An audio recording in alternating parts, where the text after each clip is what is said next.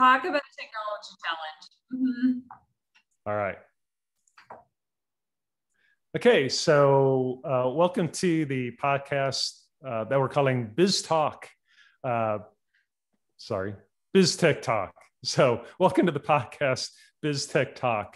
So the reason for this podcast is really talk about the challenges that businesses face and technology solutions to meet those challenges. It won't always be technology oriented. Hopefully the focus is on business and the technology. Then the conversation around that is about how to apply technology to that challenge. So before we dive too deeply, I'd like to introduce myself. My name is Dan Shewart. I'm owner of Personify Solutions here in Oklahoma City. We're a consulting company in the technology arena. And then I'll let my co-host introduce herself. So Kit. Thank you. My name is Kit Letcher. I'm the president and CEO for Better Business Bureau serving Central Oklahoma. And, you know, a lot of people think about BBB as the place for consumers to go, but we've really decided over the last several years that we want to focus on businesses and truly lifting up businesses and how to help them thrive and grow.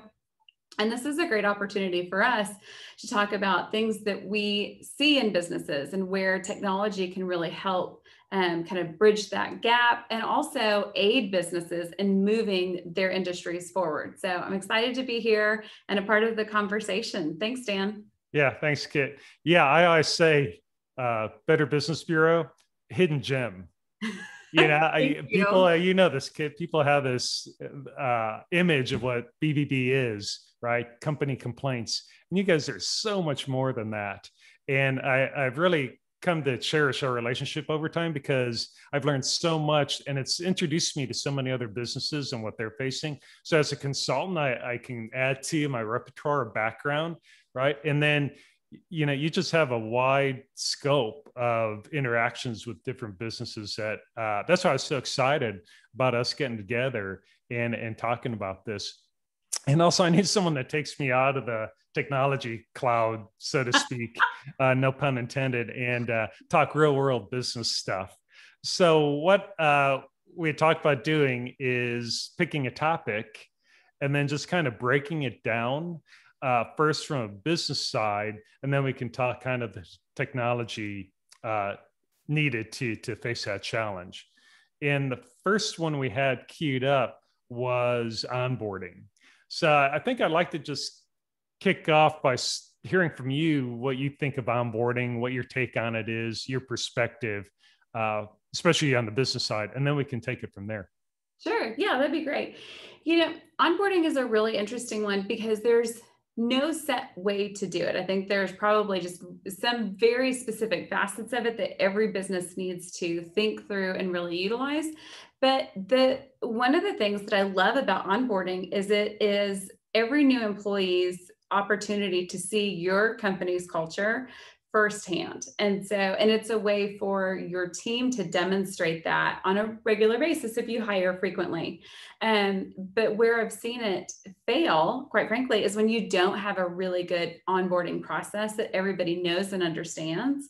And so then what one person experiences versus another person is night and day, and they're not getting that consistent culture, consistent brand information, consistent, you know, knowledge of just how to operate your business or what the expectations are. So onboarding to me is one of the most like integral things that you can do for a successful business. And I would say everybody needs to start by just writing down what their actual process is. And that doesn't mean it has to stay that way forever. Obviously, you know, this is something that we evaluate at BBB on a really regular basis. And by regular, I would say we really look at this annually. And one of the ways that we do that is by surveying like the employees that we onboarded in the previous 12 months. I'll send them a survey and say, hey, like, how was your onboarding experience? You know, what do you wish you had known? What didn't work well? And I send it from me so that, you know, I'm taking ownership of that process as the leader of our organization, but also they have the opportunity to respond anonymously. So if there's feedback that they don't feel comfortable giving, maybe face-to-face, or, you know, there's some hesitancy there because they don't want to throw anybody under the bus if they didn't have a good experience, or there's something that came up that we didn't know about. it gives them the opportunity to just talk about it and vent that and help us do that process better. That's great. Yeah. And, we're talking really, if I generalize, process automation, right? So onboarding is a process. And the first step is not to automate, but to really dig down, like you said, look at the current state of the process, break it down, talk to the people that have gone through it. Companies miss that. Talk to people that have actually gone through onboarding and get their takeaway. I pulled up a stat here. It's from Sapling. And they said that companies with great onboarding improve employee retention by 82%. And I always felt that onboarding equates to retention. And I think it's interesting too that you brought up employee onboarding, because that's number one. When you say onboarding, people think employee right away, right? But you have vendor onboarding, yep. Right? So vendor relationships, this are critical. Mm-hmm. And customer onboarding, right? So people forget, and you may have customers that buy a product and it's a one-off kind of relationship. You can still onboard that and create that really good customer experience, right? Mm-hmm. With onboarding. So talk a bit about that. I mean, you guys onboard new members all the time, right? Yeah. What about that side of the onboarding? On a weekly basis. Yeah. And that is a really good point. And I like that you brought up all of those different avenues, because it is a multifaceted process. And you do have different kind of scopes and clients, if you will, and all of those different kind of avenues that you've got to pursue. And the onboarding for each of them looks different. So for instance, the onboarding for businesses who become accredited and have gone through the process that they have applied for accreditation, they meet our standards of trust, and they go before our board of directors for approval. So they're vetted very thoroughly. And when we call them back or send them an email and say, hey, you've been approved by our board of directors, we're excited that you're a new accredited business, here are the next steps. And so we lay out for them the benefits of their accreditation, how to log into their profile, how to access the information. And then we check in with them in 30 days. So we send them regular email or website correspondence. So they're getting a lot of information, which can be a little bit overwhelming. But then we follow up with an in-person phone call within like 30 days and mm-hmm. say, hey, how's your experience been? What else do you need from us? Are you having any issues? Are you having any complications? And so we're offering out that branch of assistance mm-hmm. so that they don't feel like they're doing it alone. And maybe it's also just a reminder of, oh, I haven't done anything with this.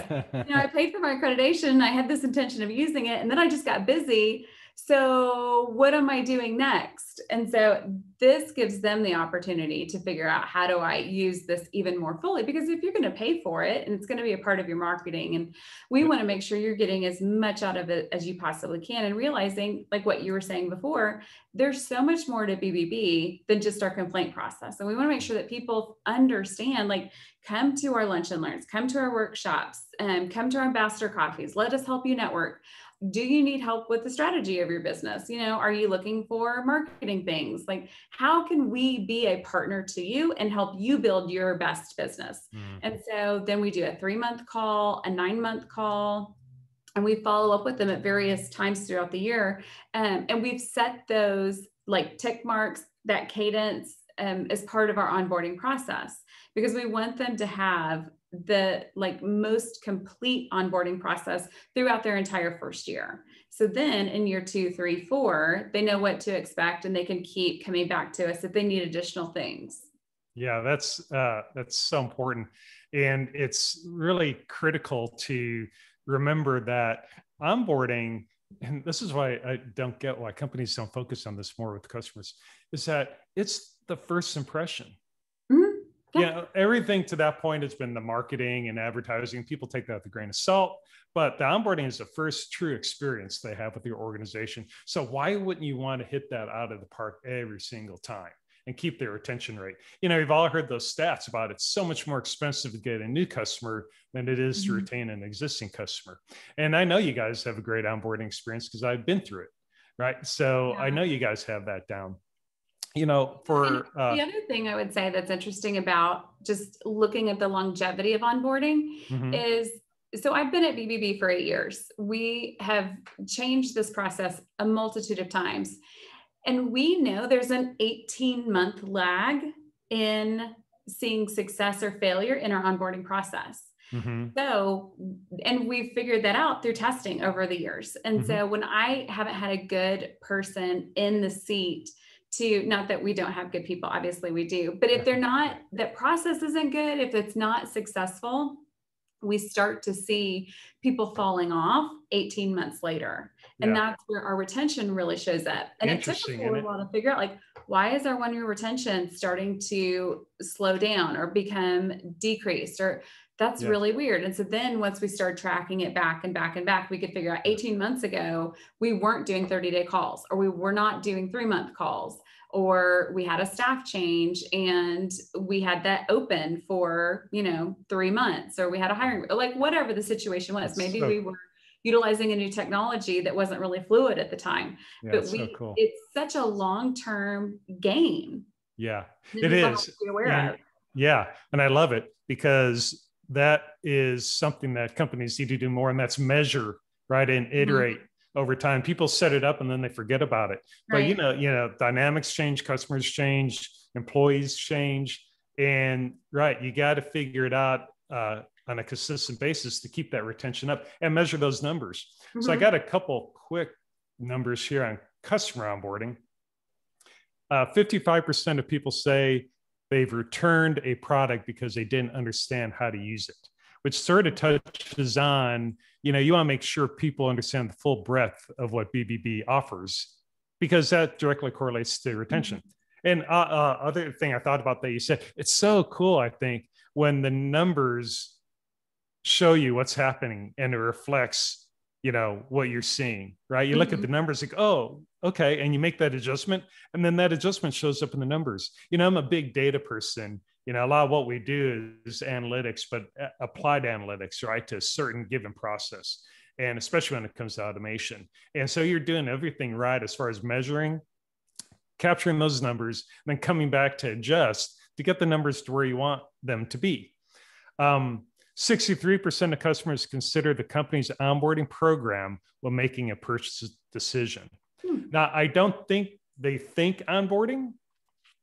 I think they're thinking, how easy was it for me to get the product, Right. to address an issue, to understand what it took to return a product. But to them, that's kind of what I think they're thinking when they're thinking onboarding. But those are huge numbers. Right. They are huge numbers. And one thing I would add to that is accessibility. When you buy a product or you start a new service and you call and you can't get a hold of somebody, nothing makes me more frustrated as the purchaser of that item or service. And I think that's where we see, going to the complaint side of the house, when customers are frustrated with businesses, it is most often because there is a breakdown in communication. And so if you're not setting clear expectations on the front end as part of your onboarding process, or you have, like, if you're giving out the expectations as a business owner or like a salesperson or account rep, and you say something to the effect of, you can call my cell phone 24/7. I'm always available to you. Call me on weekends. Whenever you need me, I'm available to you. If that's not 100% true, then don't say it. And so I think people say it because that's the expectation, that we're always available. But if you're not available on weekends, there's nothing wrong with that. Just say, I'm available, Monday through Friday from 9 to 3, whatever your hours are of availability to communicate. And it's, if it's after hours, drop me an email or drop me a text. I'll get back to you as soon as I can, if that's a better way to communicate. Like, just figure out what that looks like. But that's part of the onboarding, is setting those expectations and really helping people understand how to best communicate with you if you're from the business, but also as a consumer, asking the question, like, what should I expect? Like, what should I be getting? Is it okay for me to call you or email you? Or like, how do you best communicate? Because that partnership is really that. It works both ways. And that's where we see a lot of businesses struggle, because they've had somebody who's said something that doesn't match their culture or their hours or just the expectations from what they can actually provide. Yeah. Yeah. I think people get caught up in their own hype sometimes. Yeah. They do a marketing campaign and then they realize, oh, wait a minute. Or they don't realize that they're saying things that they Yeah. We have can't. to do this thing now. Yeah. Yeah. Yeah. So let's talk a bit about automation. So you did a really great job outlining the process and really evaluating that process and continuing to tweak it and adjust it, and then capture the numbers, right? The KPI, so you can know what your goals are and what your outcome is. So from a technology standpoint, what kind of automation are you applying to your onboarding? Yeah, that's actually been really interesting over the last couple of years, because 2020, we set a goal of being paperless. And it was something that it was a goal that we set before everything happened with COVID and all of that. Honestly, COVID worked to our favor because we were all at home and we really didn't have any choice. So as we were onboarding new employees, figuring out like the forms and how they signed those and turned them in, and getting people laptops and those kinds of things, because we hired 5 new employees during 2020. And I will tell you, each one of those kind of iterations of hiring and onboarding looked really different, just because we got better at it as we were going. But the paperwork part of it was really hard. And just figuring out, how do we turn these into PDFs? How do we get it to them Yeah. seamlessly, turned back into the right people? Are they able to scan documents? Like, making all of that work. So having to lean really heavily on, Microsoft Forms and utilizing Teams better, and using our Microsoft products better. We used to be a Google Office. We moved over to Microsoft during the pandemic. So that was really interesting. But it really showed us the opportunities for doing those paperless things better. I would say on the flip side, as far as onboarding and using technology for our businesses, like when they become accredited, that's been a really interesting technology shift for us, because business owners run the gamut of ages. So we have people who are really, really young and really tech savvy and expect to get YouTube tutorials, videos, links, like fillable forms for all of their items, right? And then the other side of it, where people are like, I don't have any social media and I need to bring a check by your office. Who can I talk to? And being able to balance all of that together, so we're meeting their needs and where they are in technology. And so it means that my team has to be really well versed in a variety of technology, and we've got to stay on top of it. Yeah. Yeah. And that touches on a lot of things, but fundamentally, looking at your process and the parts that you want people involved in, right? It's got to be people centered. Then, the parts that you can automate, right? So what pieces of that process, but it's the perspective that you mentioned early on of really documenting, looking at your process and finding out the people, where the people fit in, the right people, that old thing about the right person on the bus in the right seat.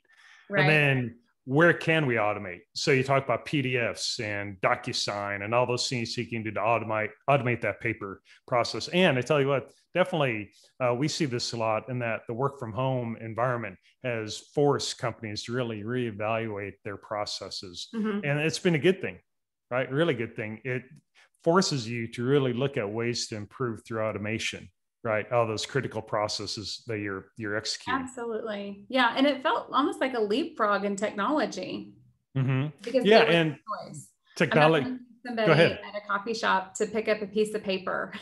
Yeah. When we have other ways of doing it, and doing it so much more quickly and efficiently. Yeah. And so one of the things that we had to build in were trainings to our weeks. And so it was like, okay, we've started using this new software. I need everybody to understand how to use it, or at least have some familiarity with it. So we're going to do a quick 30-minute training on it to give you the basics. And for people who need to dig deeper into it, next week we're going to meet again and we're going to go deeper into it. And so that was an interesting shift also. And how do we do that where maybe we're not all meeting together? How do we get people the right tools to do the training? How do they learn best? To figure out, like, do they watch videos? Do they listen to a podcast about it? Do they need a Zoom meeting set up to do one-on-one? I'm going to show you my screen and here's how we're going to click through it. And I'm going to answer questions as we go along, because everybody learns differently. So, and being able to meet them where they are both from the, our client standpoint and the employee standpoint, it really made us flex our technology muscles Oh yeah. this last year. Have to. Well, yeah. So that looking at technology like that, you need to definitely make sure you come back to what your key business drivers are. What are the main challenges that you're trying to solve, and being able to evaluate that and adjust, on the fly. You got to be able to do that. In process automation and onboarding, you have all the CRM tools, the Salesforce and the HubSpot, right? That all allow for you to automate these processes better. And they have automated workflow and all those things you can incorporate. But it's easy to get lost in the weeds if you don't have a clear vision of where you want to end up. And I think you've done a good job in getting to that point. So what are some of the key takeaways? Give me your top 2 things or 3 things to consider as a kind of summary of what you were talking about earlier. Yeah. I think for us, seeing success really is built upon having formatted a hard copy, if you will, or electronic copy of your SOPs, standard operating procedures, and having an outline in a way that anybody can pick it up and use it. And it really is detailed enough that it's understandable by your entire team. And having those SOPs for all of your processes, not just onboarding, but really across the board, and making sure that you're updating those and looking at those on a really regular basis. That's, for us, that has been the foundation of success for all of our processes. And we, like I mentioned earlier, we really do tweak them on a really regular basis. So it's not meant to be like, okay, I've done this and now I never have to do it again, and I'm just going to leave it on the shelf. It's nope, we have a new technology to build in here. So how does this now make our system more efficient, or this process more efficient, or how do we use this better? So having that, and that's what I see when we work with a lot of businesses and they're having efficiency issues, they don't have those set processes. Yeah, and I would just add in there while you're thinking of the second one that I would document the workflow along as part of that SOP. And you can make it simple. We have all seen workflow, but people can get really carried away in flow charts and workflow. But just simple boxes with arrows. What happens with that box, and then what happens after that, what's the next spot? You can do it very simply. Just create a flow chart of how that process works. And then over time, if you need to get more complicated with it, you can. But that, I think, should be a part of every SOP document. Yeah. And I would say my other key takeaway that has proved to be really beneficial for us is engaging with the people who are part of the process as far as the end user. So whether it's for us, an accredited business, how was your doing surveys? Like, how was your onboarding process? What could we have done better? Did we meet your expectations? Getting that feedback so we understand what that process could be going forward, or where we fell short and how we need to do better. And like I mentioned, also the same that we do with our employees. You've been with us for a year now. What were you expecting? Did we meet those objectives? Do you have everything that you need? How could we have done that better? And just getting that feedback and truly utilizing it to improve the process, and being open to constructive feedback, because we're not perfect. Yeah. We're all human. We're doing the best that we can. So taking in that out of the box thinking, I think, can really help businesses elevate what they're doing. Yeah. I like that. I like that iterative, ongoing. It never ends. You're striving for perfection, but you never reach it. But you're always moving forward and adjusting as you go. I think a couple things I thought was interesting.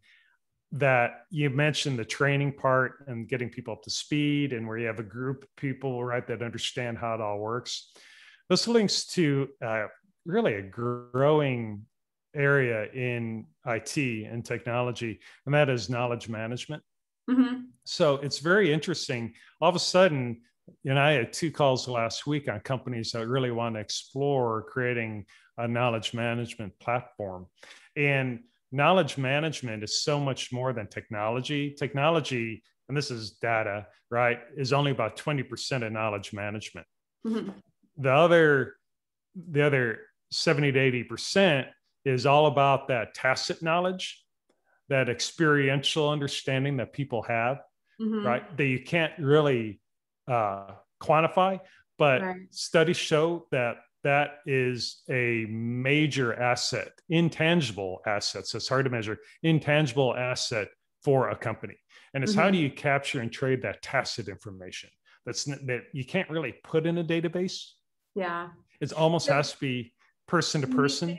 Like, what would be an example of that type of knowledge?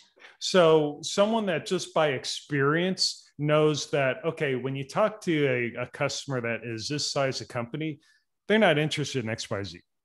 They're only interested in ABC, right?